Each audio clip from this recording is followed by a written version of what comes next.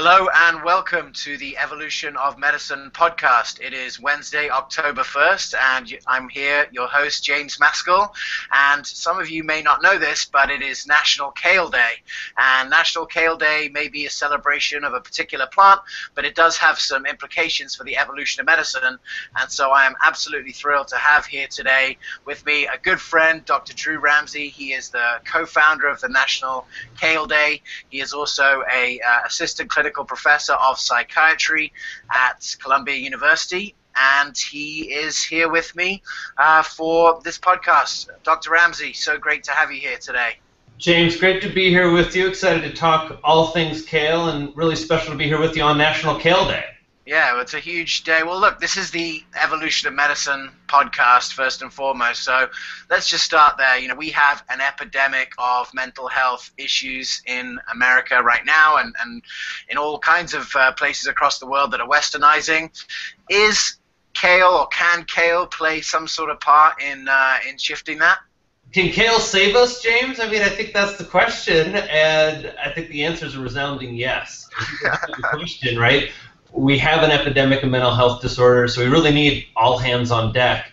And that means shifting from a model where we are just addressing symptoms to thinking more about root causes. And I'm a clinician, James. I work with patients every day. My job is to get people better. What are all the tools we can use to help patients, particularly patients with mental health disorders? And one tool that's underutilized, we know, is nutrition. The brain uses more food than any other organ.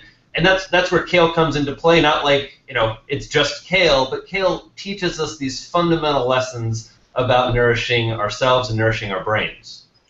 So tell us, what are those fundamental lessons for takeaway for maybe psychiatrists who aren't prescribing kale right now, or other health professionals that are interested in the crossover of medicine and nutrition? Yeah, and I think we love focusing on kale because we think it's a great example, really one of the best examples. But really, this is about prescribing food, and as you know, that's getting much, much bigger in medicine because we know that's the largest impact that a person can have on their health is changing these lifestyle factors. So, but why kale? I mean, it's a great question, James. One is it gives us the example of nutrient density. We have a long history of telling patients to eat fewer calories, eat less fat. I mean, really advice that isn't useful in terms of changing behavior. And so what if we focus more on foods that are nutrient dense, meaning, as clinicians know, that's bang for your buck. That really helps people have a rule and a way of looking at food that's more important than calories. As I always like to say, you know, a can of Coke and a small kale salad have about the same number of calories, but which one do we think really nourishes the brain? Of course, the kale salad. The second lesson that kale teaches us is culinary versatility, and that's a really fun thing to do with patients, is to help them increase their utilization of foods like kale, because you can scramble eggs with kale, you have a smoothie, a salad, a soup. We even have some desserts and some cocktails in a kale book I did with Chef Jennifer Easterloh, 50 Shades of Kale. And then the last lesson that really appeals to people, and I think is a really missing ingredient to helping people really feel their happiest, is the local availability. Meaning you can go to a farmer's market anywhere in America and get fresh kale, shake the hand of the farmer that grew it, and it's a great way for us to help and encourage patients to connect with their local food community. So that's why we love kale in a nutshell. That's absolutely right. And I know for those people who probably don't know you that well, you are also a farmer, and you grow this stuff too in rural Indiana, I think, right? Yeah. I mean, I'm a biased source, right? I grow kale, I eat kale, I promote kale.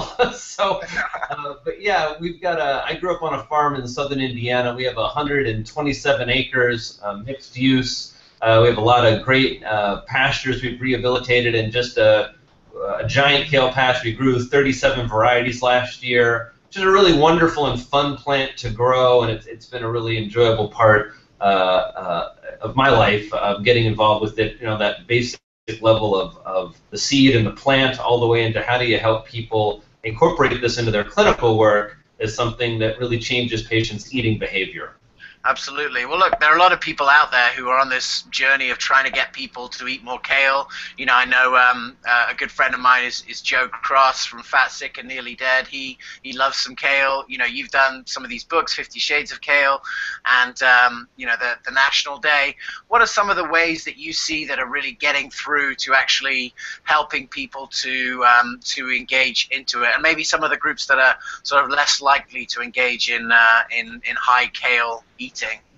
Well, so it's a good question. There's been a notion that kale is this fad food, that kale is just on the coast. It's part of this, you know, juicing phenomenon. Joe's a great example of someone who really changed his health entirely, right? You've met Joe. I mean, so have I.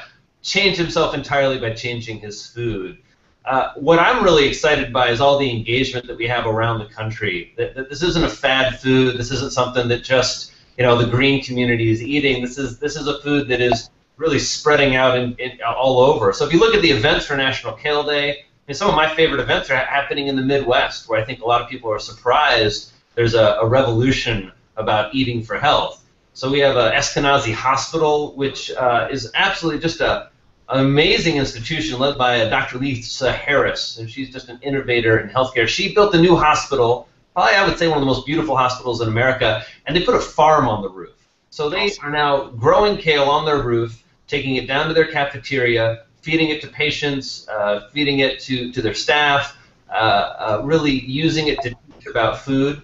Other events, Missoula, Montana, one of our kale ambassadors, Jason Mandala, he and his group with Chef Ed Christensen planted 6 extra beds of kale this year because they do an event for National Kale Day.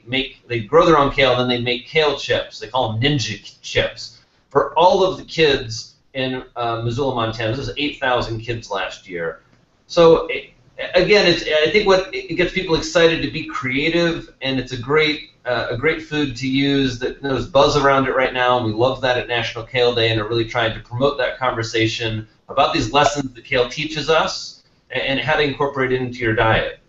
That's awesome. Kale chips is delicious, and I know there are other ways. You know, for people who are out there, maybe health professionals who are looking to, you know, to recommend more kale, what would be sort of one or two? You mentioned kale desserts. What would be one or two of the easiest ways for patients to get their family into it if they're not kale eaters right now? Yeah, so I always encourage people kind of go a little slowly. I mean, it's not like we want people to be eating kale every single day when they first try it.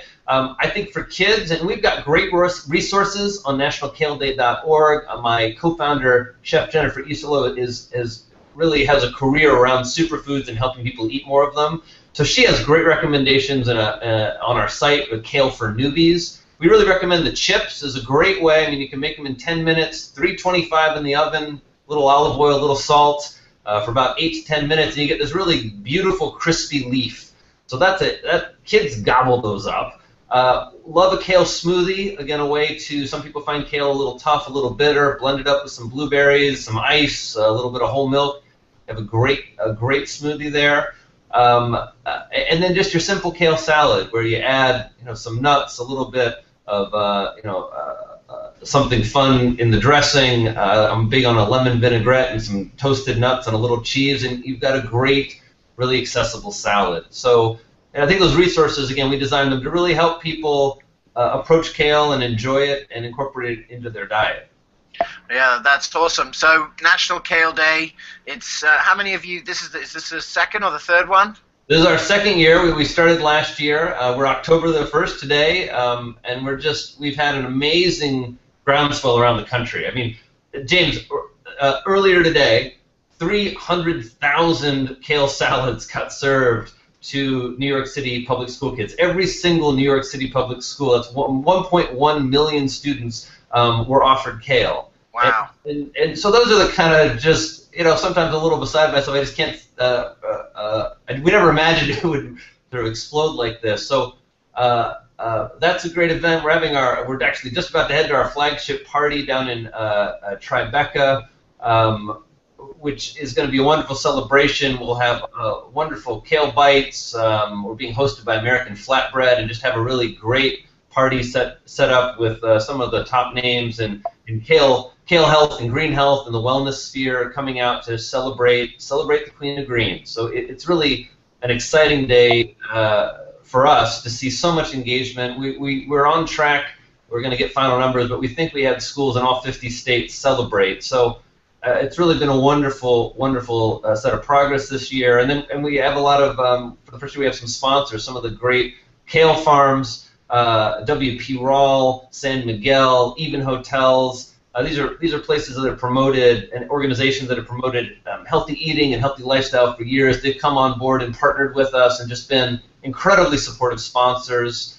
Rhythm Superfoods, the Sakara Life Girls. We're really having a lot of fun with partners who are helping us really just have a wonderful event and then continue to do what we do best, which is helping people enjoy food, enjoy kale. And just another Lady Moon Farms. Trying to remember all of our sponsors. And you can see all of this on nationalkaleday.org. But we're just really thrilled to be working with great partners this year and increasing our spread. Today's also the first day of National Farm to School Month. So we've spread the word through them and through Food Corps. And then, of course, James, we want people to get curious about kale. So I don't know. Have you taken our quiz? Do we know what kind of kale you are, James? No, I don't know what kind of kale I am. I've got some suspicions about you, sir. So if you head to our website, you can see we created a really fun quiz to help engage people called "What Kind of Kale Are You?" It's our kale personality quiz. I think you might be baby kale, but I don't know. That's. I can say last year, one of the best things that we did last summer was to have a CSA, and one of the coolest things was a different type of random stuff would arrive each week. So we had all different types of kale, smoothies, chips, like you said. One of the things I was reading that you wrote the other day was just sort of like the growth of kale over the season and how it changes flavor. That's pretty interesting to learn a bit more about the plant. It's a pretty hardy plant. It's an amazing plant, and it's been as we were saying earlier, it's not a fad food. It's been a traditional staple of the diet in Scotland, Kenya, Denmark, Portugal. I mean, we get emails from all over the world of people who eat kale. And I love exactly what you said, because one of the questions here for the clinicians listening in is, so how do you, it's a challenge for us docs, right? How do you change someone's diet? And I think we do that by leading with example, with enthusiasm, and with really concrete pieces of advice. Hey, I want you to eat more plants this year, and you know how I want you to do that is with the CSA, a community-supported agriculture, where you get a box, and in my practice, it will help you. So I think these are great partnerships I'm seeing sprout up, where physicians are partnering with farmers, physicians are partnering with other food service organizations, and really thinking of fun ways to engage patients. It's not enough, James, you knew this, to tell people to eat healthier. Yeah. Not enough. We've got to give people recipes, we've got to engage people, and we have to lead by example.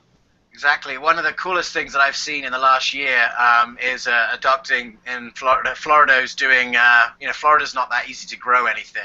And they found that she's doing these group visits in her office where she's allowing people to have really great care, 90-minute office visits, working in a team with chronic disease, and then they're having the farmers markets sort of like outside the clinic right there and then. And so it's really making it easy for people to sort of equate their health with medicine, making it easy for them to get the good stuff. And I think there's all kinds of innovation, never mind all of these companies that seem to be sprouting up, where basically they're going to deliver a box of fresh stuff directly to you. It doesn't even have to be directly from the farm. There's all kind of innovation coming in because people want fresh food. People are banding together, and even in food deserts, they see that if you get a group of 10 or 20 people together who like fresh stuff, you can go directly to a farmer and contract directly with him. So it's pretty exciting to see that sort of like the business side and the industry side of the innovation is matching up with people's desires to get all kinds of fresh fruit and vegetables. And I think kale is sort of like the beacon the beacon vegetable in that series, even though I'm sure there's more chard and more broccoli being eaten. Swiss chard. What's this? This is Canada. No, exactly right. And that's one of the points we like to make about kale, is that, as I made in the point in that Mind Body Green piece, let's stop the infighting, comparing kale to broccoli, kale to chard. I mean, hey, we want our patients eating all of those plants. But kale is a little special, so maybe let's just talk about some of the facts on kale and again, how clinicians can use it. What I do in my practice, I'm a general psychiatrist, but I make sure in every evaluation I ask people what they eat. I do what I call the simple food questionnaire, where I ask people about their breakfast, lunch, and dinner, and I'm looking for their overall dietary pattern. That's really when it comes to affecting health and mental health. We know it's not about one superfood. You can't just eat kale. It's about this overall dietary pattern, looking for more whole foods, more plants, healthy seafoods, nuts, legumes, whole grains. And so we've got our kale facts here. So what's that, again, example, and these are resources that are available for free download for all clinicians watching. Get our our Kale Hero Toolkit.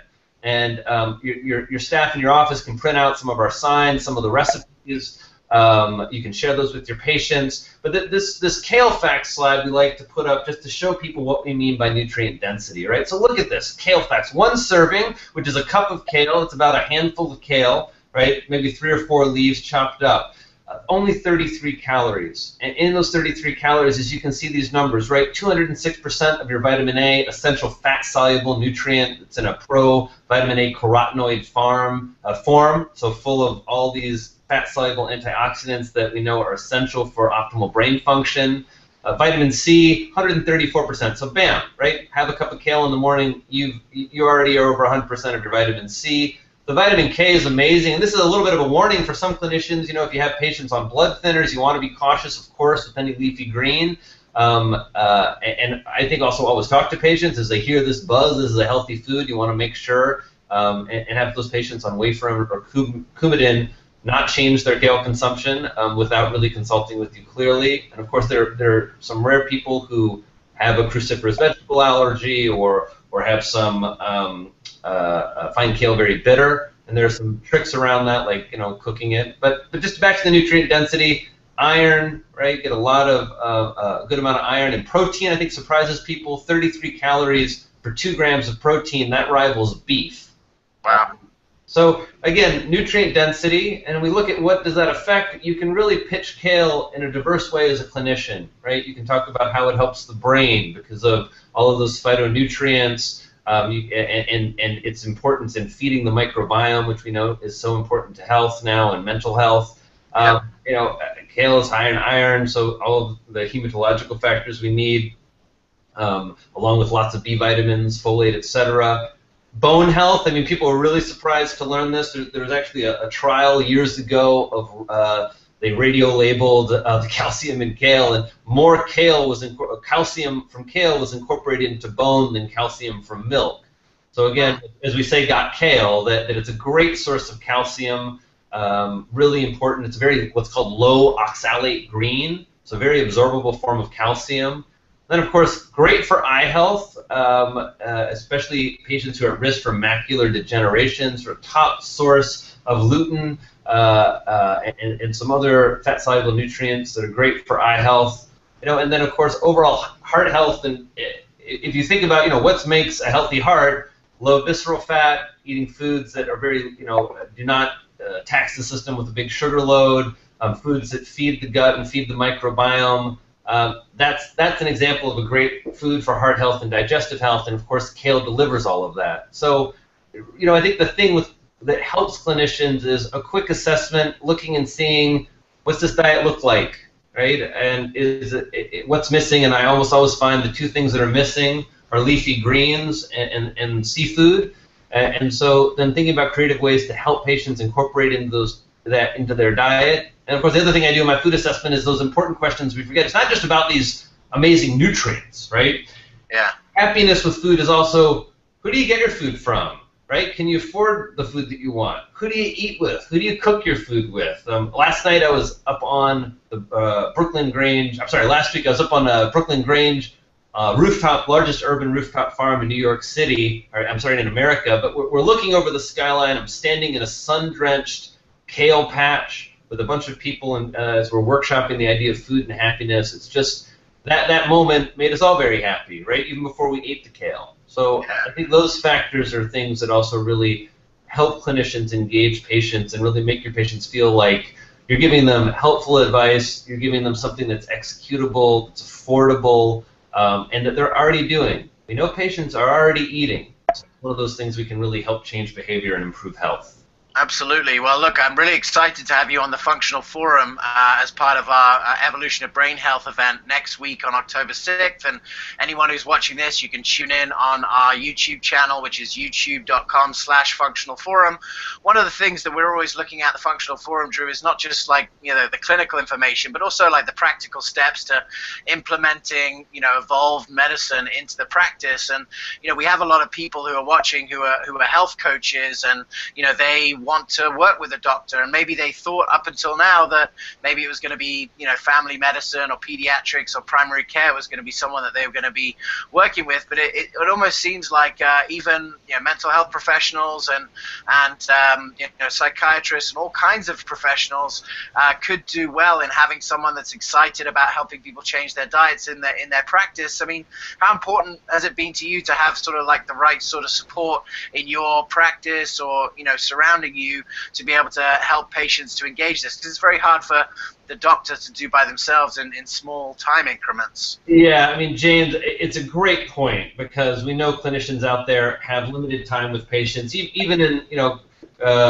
great functional practices where you get a little bit more time. I get more time as a psychiatrist.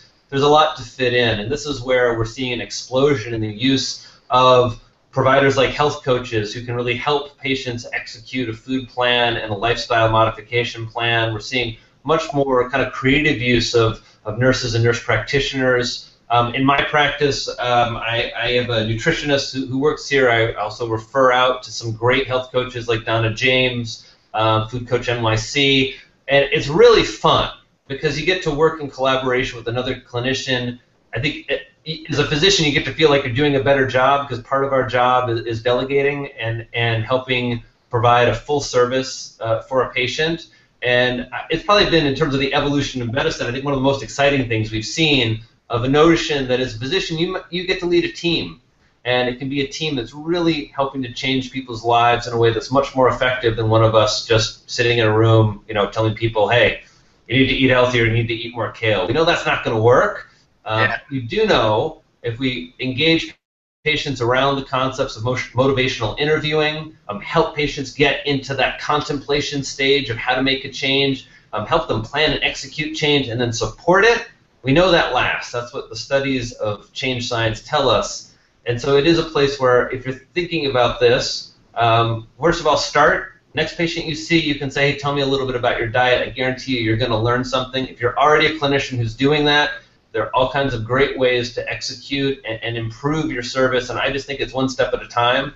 5 years ago, I wasn't even asking about food. Now I have a whole assessment, a brain food prescription I give out to patients, and it's just been one step at a time. And again, the great thing about the Functional Forum and thinking about the evolution of medicine is the forum that you provide for us to see, we're not in this alone, right? There are a lot of clinicians who are changing how they practice to better serve their patients, and that's a wonderful thing that you're providing for all of us with the Functional Forum, that we get to see, hey, this really is a movement. Yeah, absolutely. Well, if you want to engage with it, part of the cool thing about the Functional Forum is that you can ask questions live with Twitter. So next Monday, October 6th, ask Drew a question. He'll be on the panel. So, Doc, I mean, you started this a year ago. We've got to a point where now every school in New York City is serving this to all the kids. If you just take a step back, where would you like to be with National Kale Day in a few years here? Let's say 5 years out. Well, it's a great question, James. It's a little hard for me to take a step back. We're in the midst of, we're about to accelerate, but it's been exponential growth, and I think where we hope to be is more partnerships, more projects. We're hoping to work with the Department of Education to plant kale. I'm hoping to put 10,000 kale plants in New York City public school gardens next year. We're really setting our sights on using kale to engage. We've got some great lesson plans for science classes. But in terms of 5 years from now, I guess I hope to be in a simple place, James. I hope to be in a place where people aren't saying kale is a wild fad. People are enjoying kale as a regular part of their diet, and that's normal. That's not a trend. It's not a fad. It's not even quote-unquote healthy eating.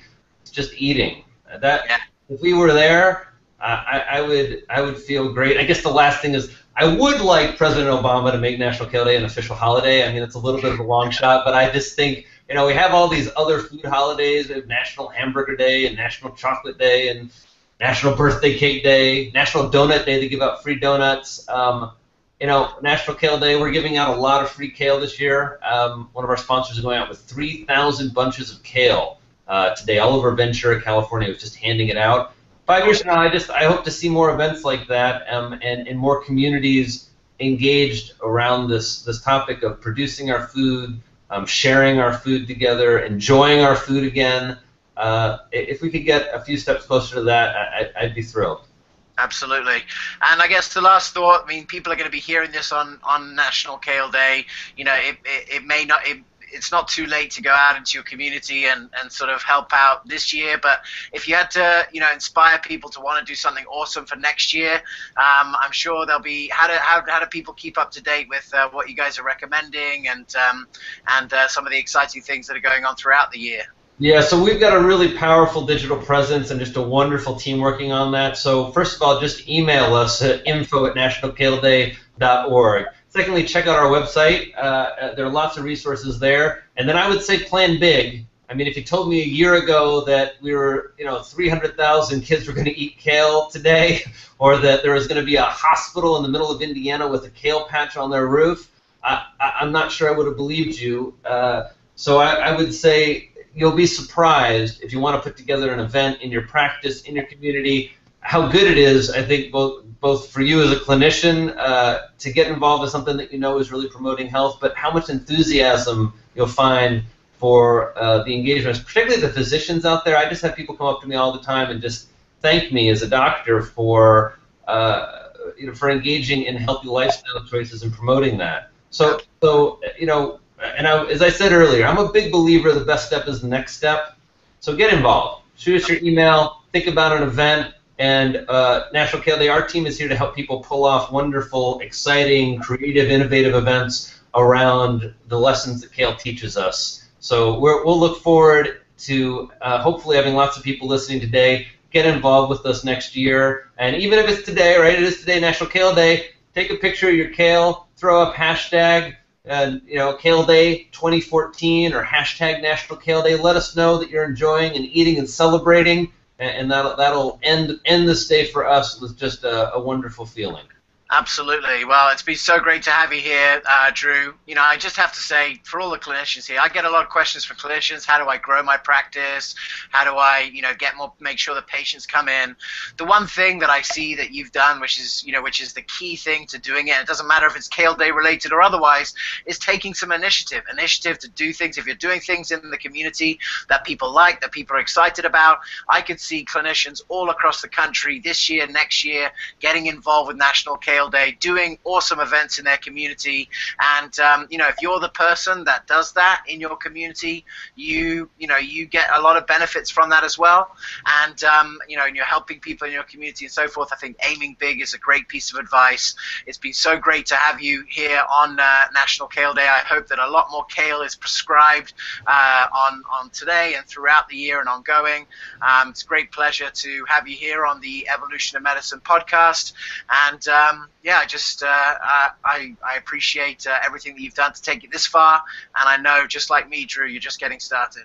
Well, James, thanks so much. It's a real pleasure to be here with you, and the feeling is likewise. We know healthcare is going to change for the better, and it's really fun to think that each of us has a hand in that. So thank you so much for bringing this to everyone's attention here on National Kale Day, and really appreciate it. Awesome. NationalKaleDay.org. Check it out. Download the toolkit. Use the hashtag. Get your community involved. Just eat some more kale. This is James Maskell with the Evolution of Medicine podcast, Dr. Drew Ramsey, and we'll see you next time.